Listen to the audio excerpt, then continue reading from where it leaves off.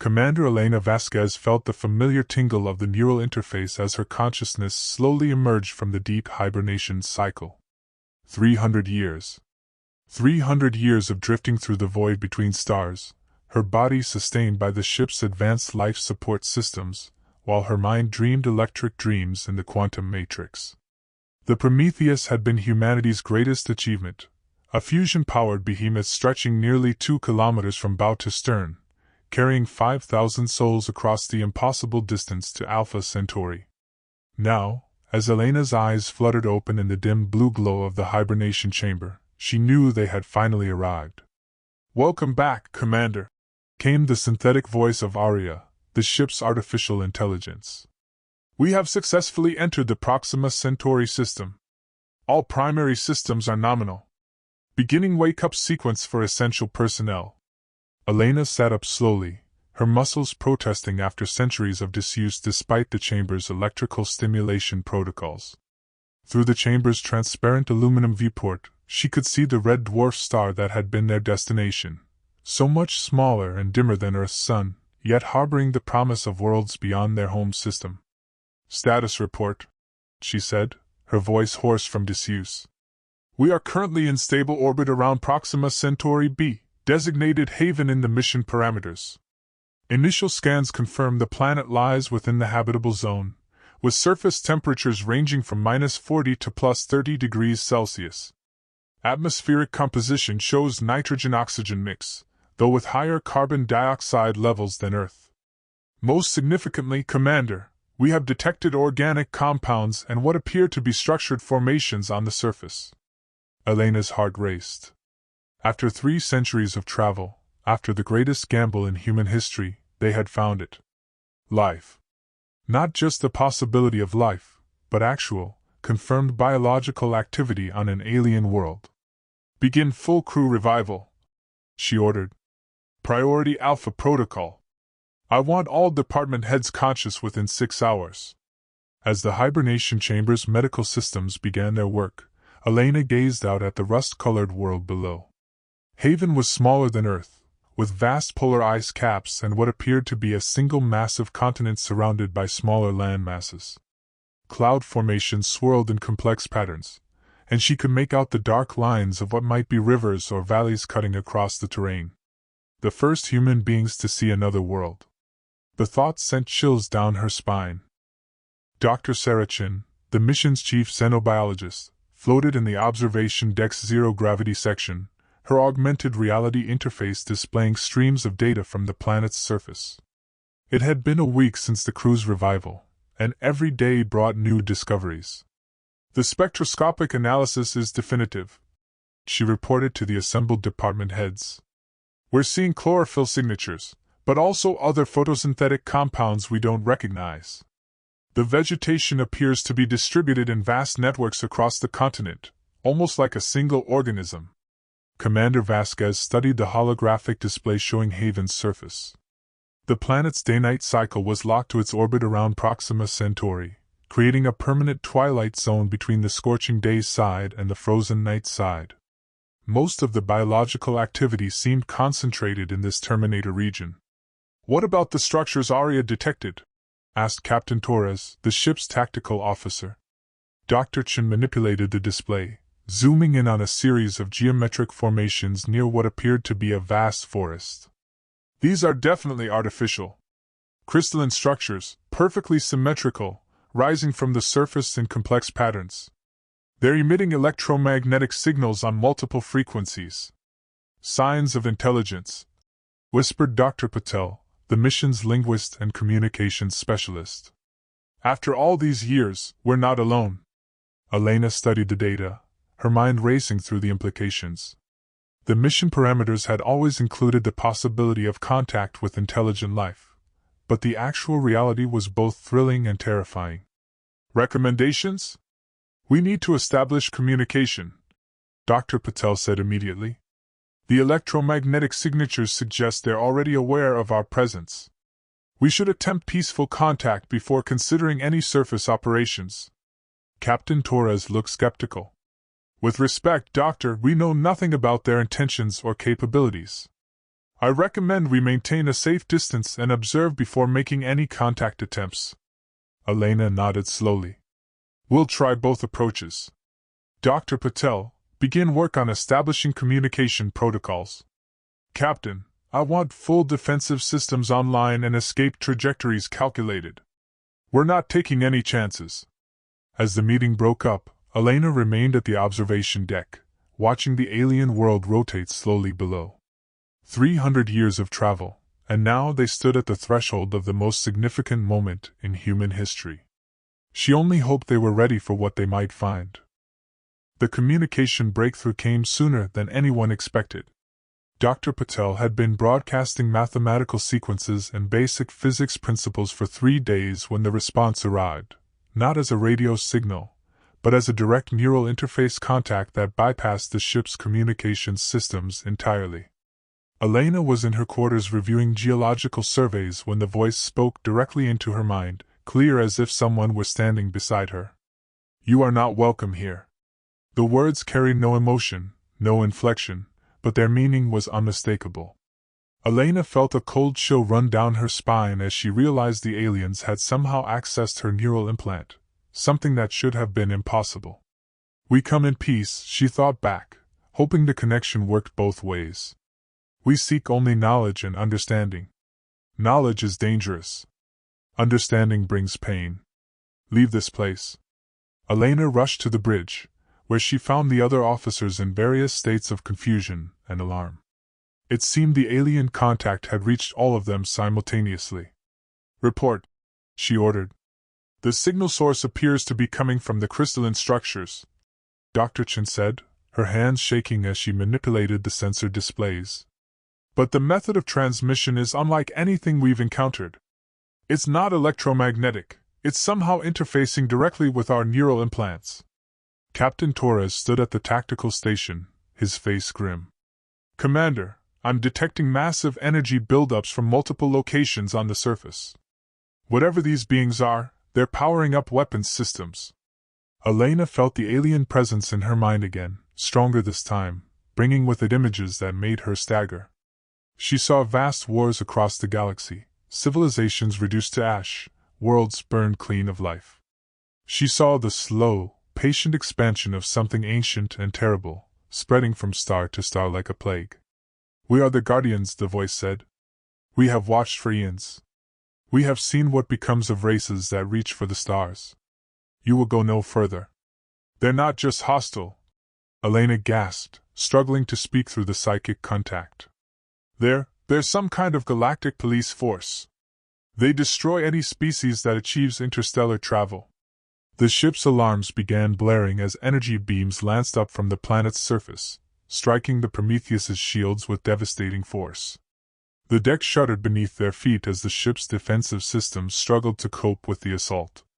Shields down to 60%, Torres shouted. We need to move. Elena gripped her command chair as another volley struck the ship. The Guardian's message was clear.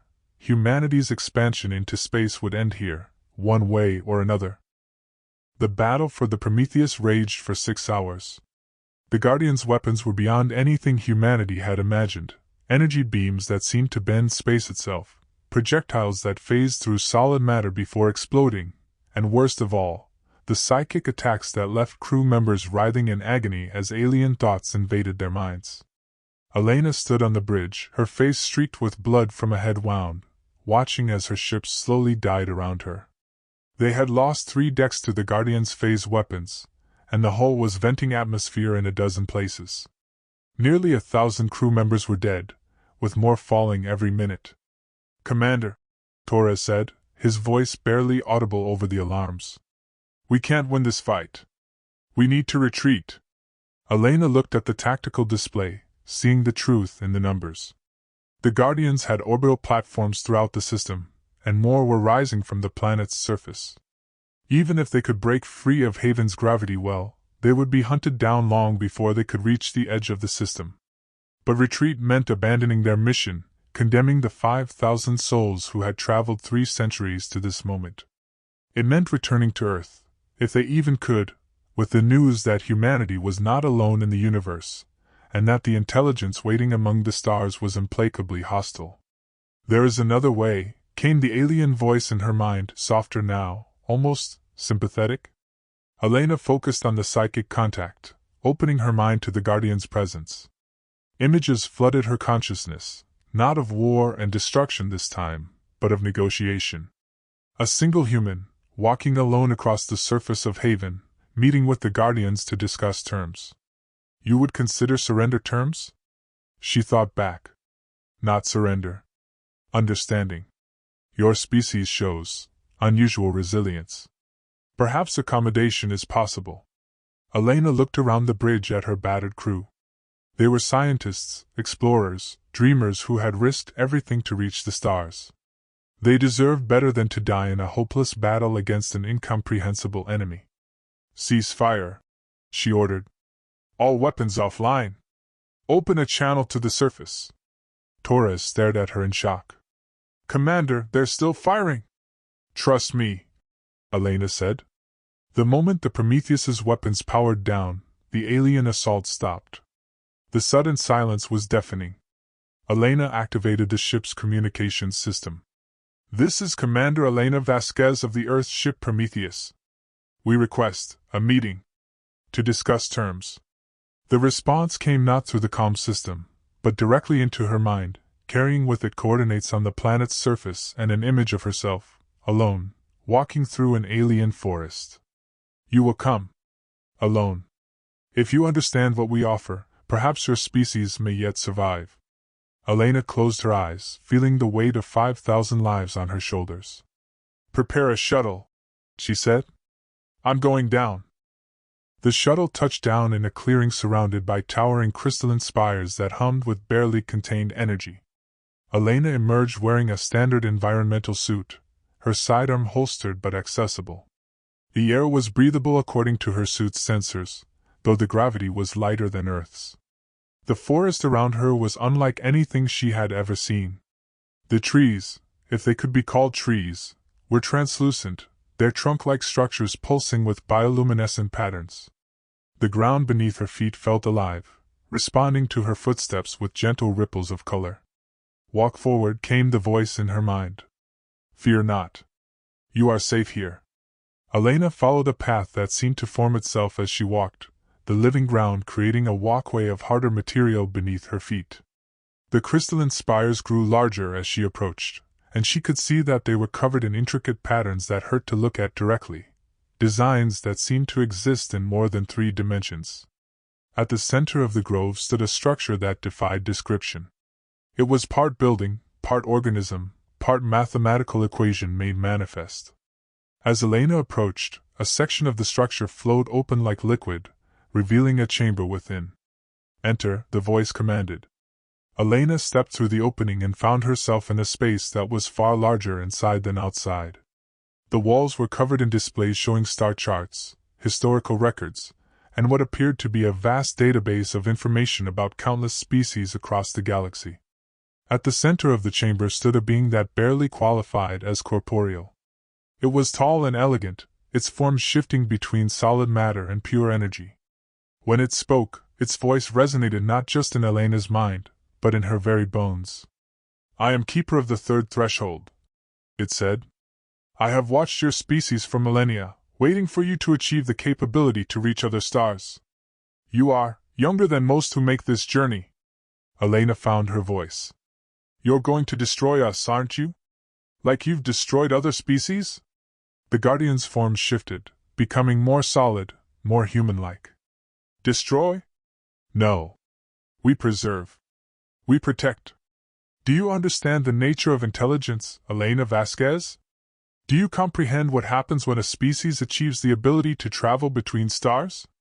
The chamber around them changed, the walls displaying images of magnificent civilizations, vast cities, impossible technologies, beings of pure thought and energy. Then the images shifted, showing the same civilizations at war, their planets burning, their stars going dark. "Intelligence is a virus," the Guardian continued. "It spreads from world to world, consuming everything in its path. Given enough time, any intelligent species will exhaust its resources and turn to conquest. We have seen it happen 1,000 times. Elena stared at the images, seeing the pattern repeated across dozens of species. So you stop them. We guide them. We test them. Most fail, choosing expansion over wisdom. Those species are redirected. Their expansion is ended, but their existence continues on their homeworld. The Guardian moved closer, its form becoming more defined. Elena could see that it had once been organic, but had transcended physical form eons ago. Your species is different. You traveled not to conquer, but to learn. You came with scientists, not soldiers.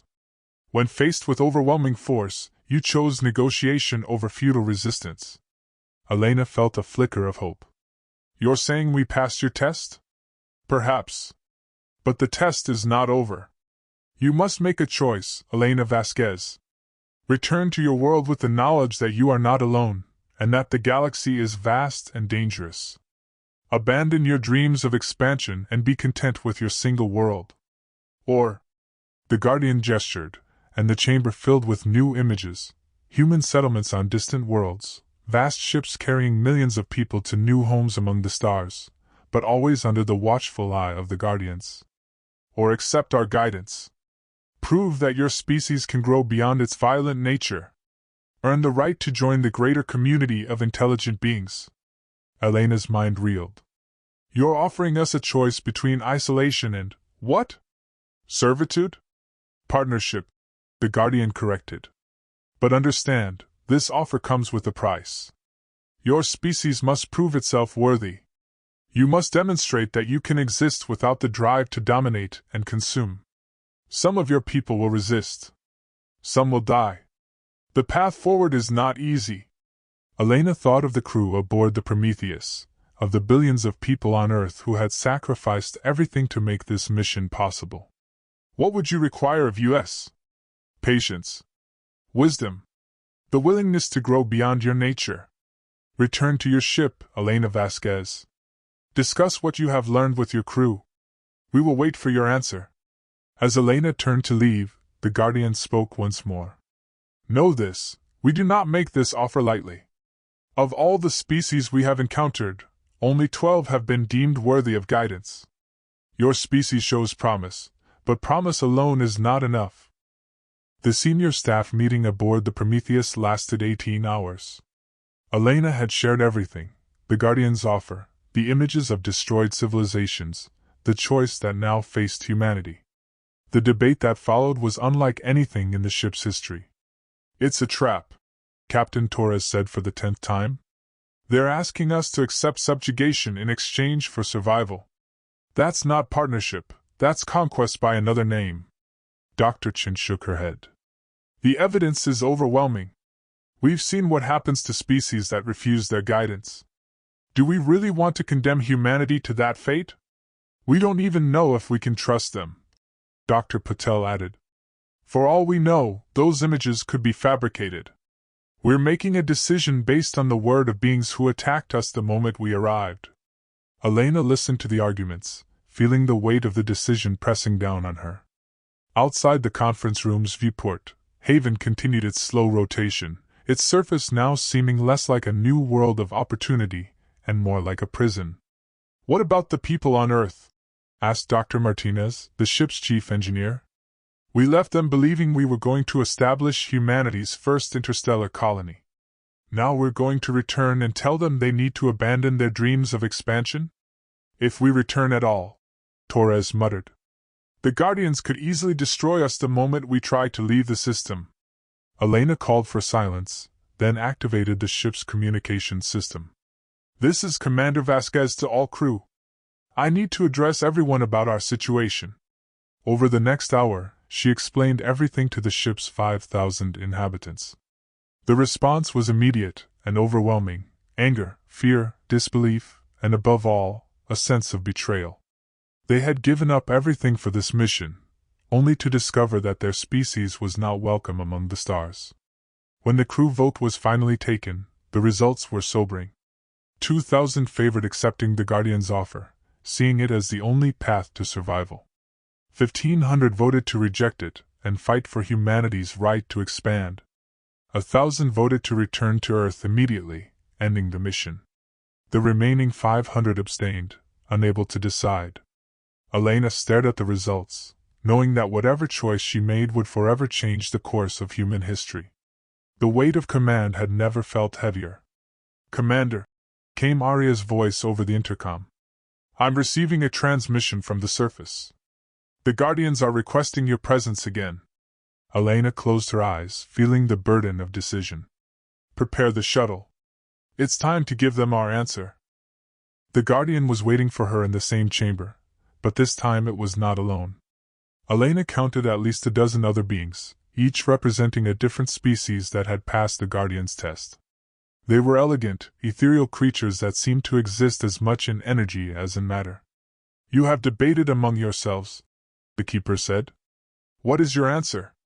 Elena stood straight, drawing on every ounce of command authority she possessed. "My people are divided. Some want to accept your offer, others want to fight, and still others want to return home. I can't speak for all of humanity with a single voice." The Guardian's form shifted, becoming more solid. "This is not unexpected.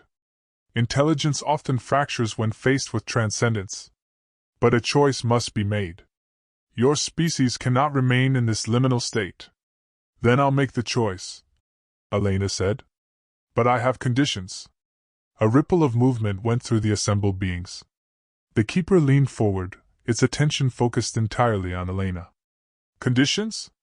If humanity accepts your guidance, we do so as partners, not subjects. We keep our autonomy, our right to make our own mistakes. You guide us, but you don't control us.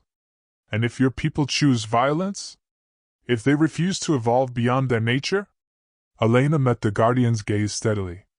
"Then that's our choice to make. But you give us the chance to prove ourselves. A real chance, not a test designed to fail." The Keeper was silent for a long moment, consulting with the other beings in a language that existed beyond words.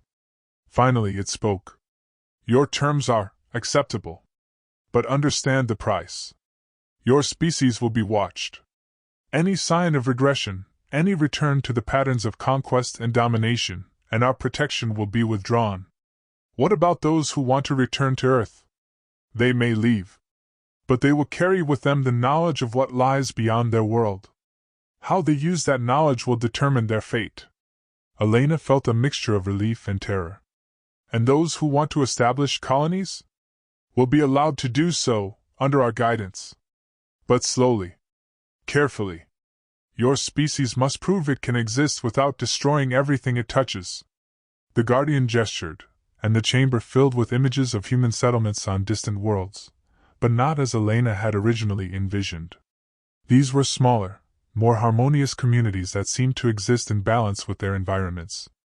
They were beautiful, but also limited, bounded by restrictions that chafed against humanity's expansionist nature. "This is our offer," the Keeper said. "Accept it, and your species takes its first steps toward true transcendence. Reject it, and face the consequences of unbridled expansion." Elena thought of her crew, of the billions on Earth, of the future generations who would inherit the choice she made today. "I accept. On behalf of humanity, I accept your guidance." The Guardian's form brightened, and Elena felt a strange sense of relief flowing through the psychic connection. "It is done. Your species has chosen wisdom over conquest. The path ahead will be difficult, but it is a path towards something greater than mere survival." As Elena prepared to leave, the Keeper spoke once more. "Know that you are not the first to make this choice. The beings you see here all faced the same decision. Some of their species thrived under our guidance. Others did not. The outcome depends entirely on your people's willingness to grow." Elena looked around at the assembled beings, seeing in their forms the echoes of what humanity might become. "What happens now? Now you return to your ship. You share what you have learned. And you begin the long journey of proving that your species deserves its place among the stars." The journey back to Earth took 3 years. Not because of the distance. The Guardians had provided technology that cut the travel time dramatically, but because of the complex negotiations that had to be conducted along the way.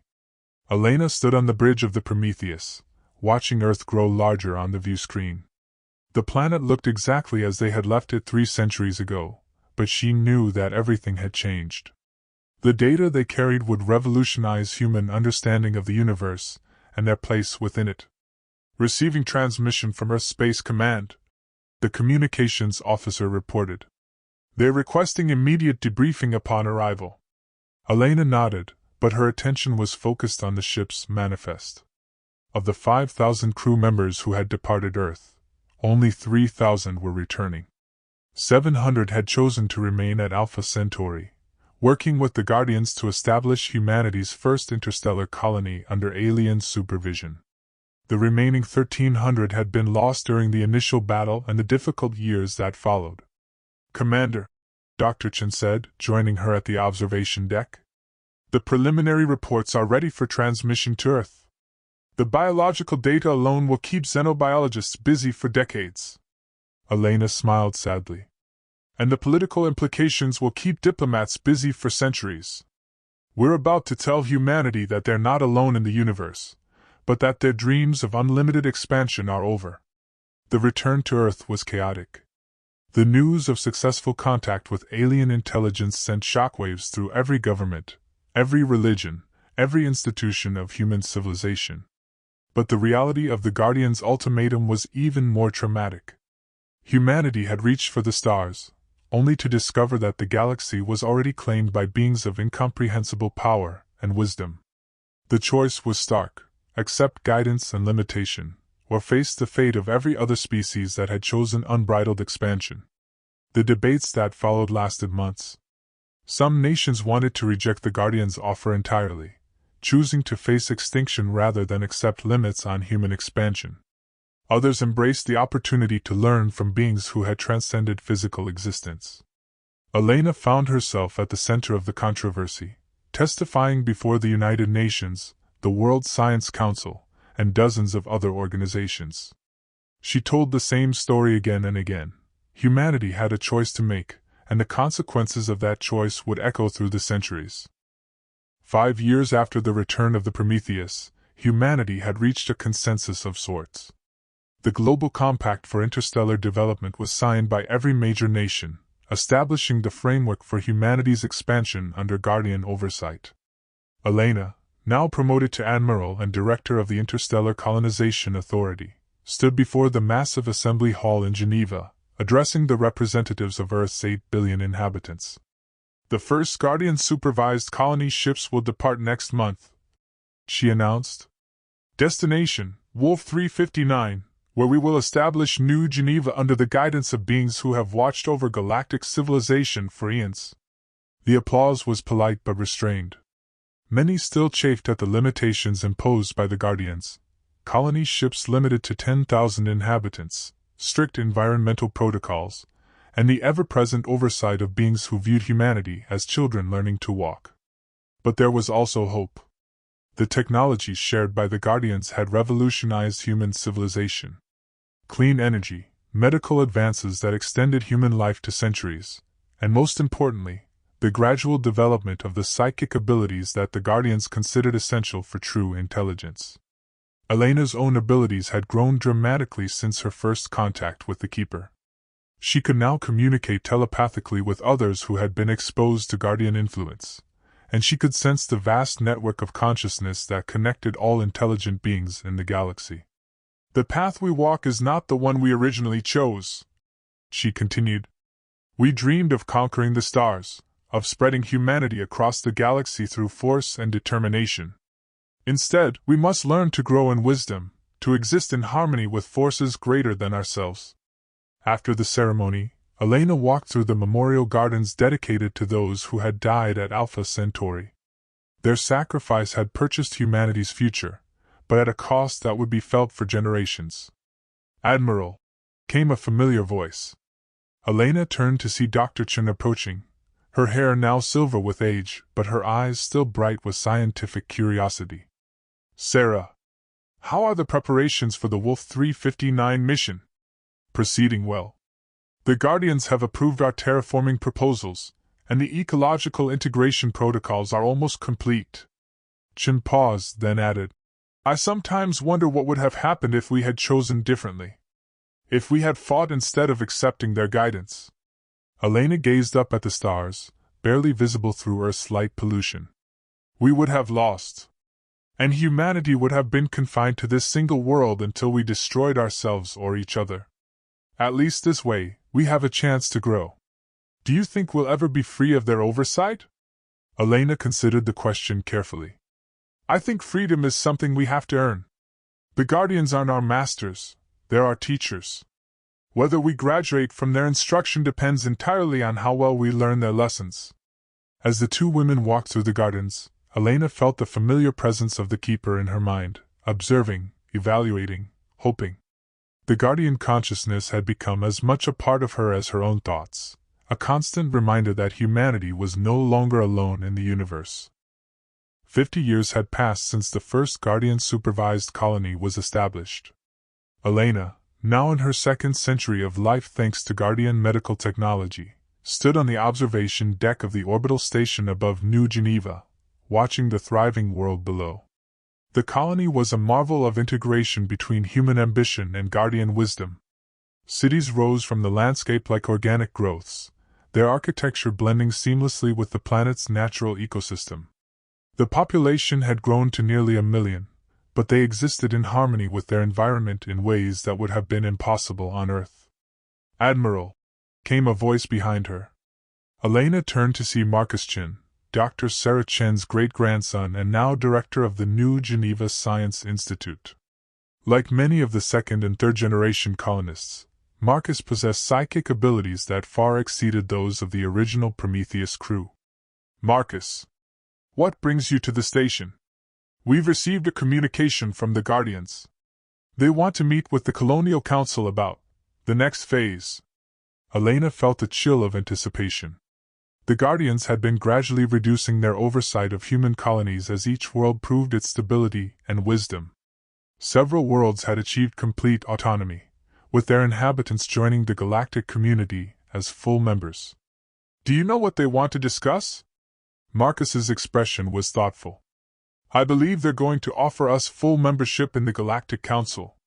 The final test, so to speak. Elena followed Marcus to the station's communication center, where a holographic representation of the Keeper was waiting. The Guardian's form had evolved over the decades, becoming more abstract and energy-based as it continued its own transcendence. Elena Vasquez, the Keeper said, its voice now a harmony of tones that resonated in multiple dimensions. You have guided your species well. The colonies thrive, the people grow in wisdom, and the old patterns of conquest and domination have been replaced by understanding and cooperation. Thank you, Keeper. But I sense this is not merely a social call. The Guardian's form shifted, becoming more solid.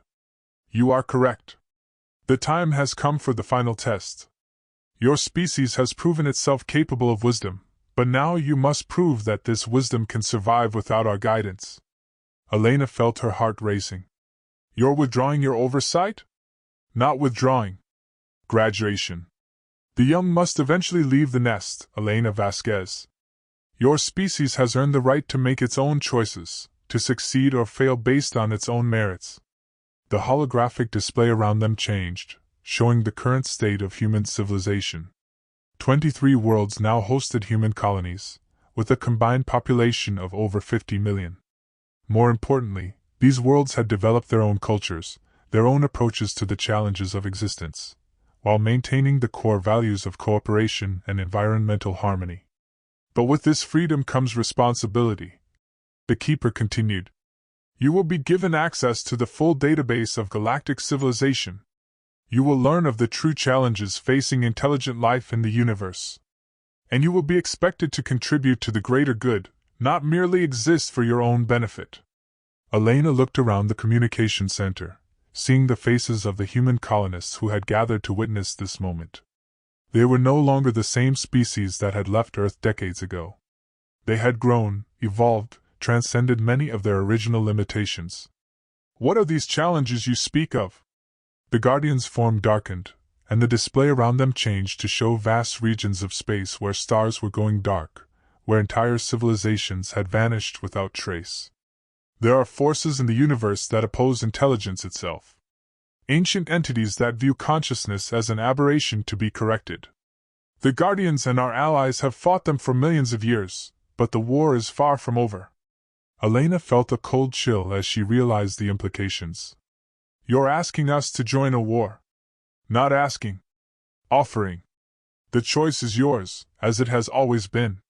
You can remain in your small corner of the galaxy, content with your 23 worlds. Or you can take your place in the larger struggle for the survival of consciousness itself. The weight of the decision settled on Elena's shoulders, just as it had all those years ago when she had first faced the Guardians. But this time, she wasn't alone. Around her stood representatives of a humanity that had learned wisdom, that had grown beyond its original limitations. We accept, she said, her voice steady despite the magnitude of the moment. Humanity will take its place among the stars, not as conquerors, but as guardians of intelligence itself. The Keeper's form brightened, and Elena felt a wave of approval and pride flowing through the psychic connection. Then welcome, Elena Vasquez, to the true community of the galaxy. Your species has earned its place among the stars. As the holographic display faded, Elena looked out at the stars, no longer seeing them as distant lights but as a vast network of civilizations, each fighting for the survival of consciousness itself. Humanity had reached for the stars and found not conquest, but purpose. The journey that had begun with the Prometheus was far from over. In many ways, it was just beginning. Elena Vasquez died at the age of 247, her consciousness peacefully transcending to join the vast network of guardian intelligence that spanned the galaxy. Her funeral was attended by representatives from 43 human worlds and dozens of alien species, all gathered to honor the woman who had guided humanity's first steps among the stars. But her legacy lived on in the thriving human civilization that now stretched across hundreds of worlds. The species that had once dreamed of conquering the galaxy had instead become its protectors, working alongside the Guardians and their allies to preserve the miracle of consciousness against the ancient darkness that threatened to consume it. The memorial erected in her honor on New Geneva bore a simple inscription. Elena Vasquez, explorer, diplomat, guardian of humanity's future. She reached for the stars and found wisdom. And in the vast databases of galactic civilization, the story of humanity's first contact with the Guardians was preserved as a lesson for future species that would face the same choice. The path to the stars was not one of conquest, but of growth. The universe was vast and full of wonders, but it was also full of responsibility. Humanity had learned that lesson well. The species that had once been confined to a single world now helped to safeguard the galaxy itself, ensuring that the light of consciousness would never be extinguished. The stars still called to them, but now they answered that call not as conquerors, but as guardians.